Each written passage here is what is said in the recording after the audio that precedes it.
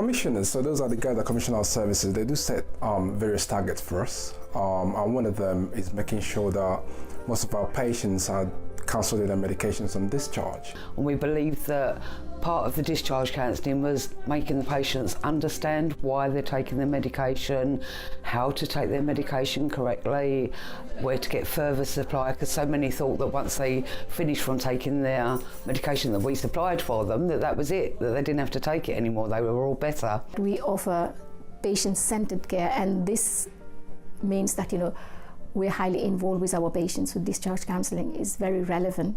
I think as a pharmacist, primarily a lot of our role is when a patient is admitted, primarily when there's maybe a medication change that we interact with patients and tell them about. Again, this usually happens earlier on in the stay.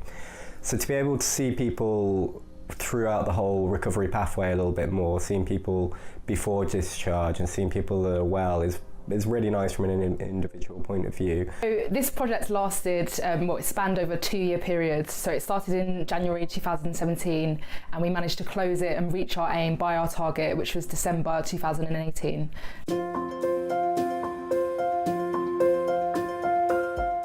We did have lots and lots of different change ideas, many of which were once only ones, so we could action them straight away. So that was like putting up posters, holding focus groups with patients, to find out what questions they would like to be asked during the discharge counselling process. The main change idea that we kept doing multiple PDSAs for was the idea of having a discharge counselling team. So in the end, the change idea that worked the best was having a fixed team and a fluid team. So a fixed team meant that we had one permanent pharmacist and one permanent pharmacy technician based on Ruby Triage Ward, 9 to 5. However, for the rest of the wards throughout the unit, we would have the rest of our pharmacists and pharmacy technicians who would actually go to where the demands of the work were, so they were fluid. So when we have a discharge counselling session, we've got a standardised template which we use. So the first things we do is just check that the patient actually knows what medication they're on. We also make sure that they know how to read the labels. We also sort of tell them about medications that might be reviewed or stopped when they're discharged and which medications they have to continue. So those are some of the things we do. If we get the chance, obviously, we'll remind them about lifestyle changes, stopping smoking, we can try and plug them in with services about that. But that's the core of what we do in discharge counselling.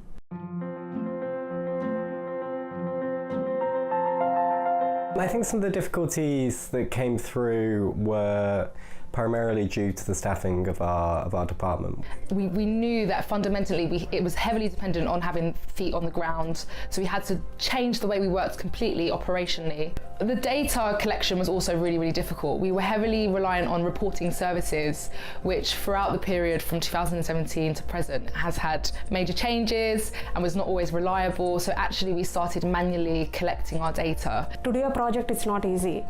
In the first instance, it doesn't go in your head, but sometimes if the same thing is happening again and again, and also it's good for the patients as well, isn't it?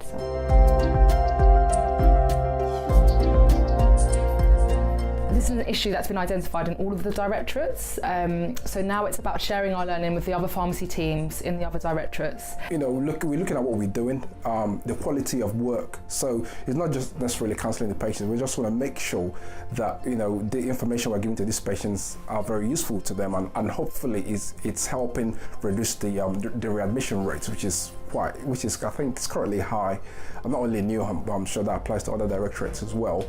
And also we're looking to get feedback from patients that have been cancelled on discharges to actually see if it was effective. Is there anything that we could have done differently that will make it much easier for them to be compliant with their medications? So this includes how we lay out the information we give them, if there are anything else they would like us to include. So we're currently working on that, on sort of getting feedback from patients, and hopefully that will sort of inform on the direction we take going forward.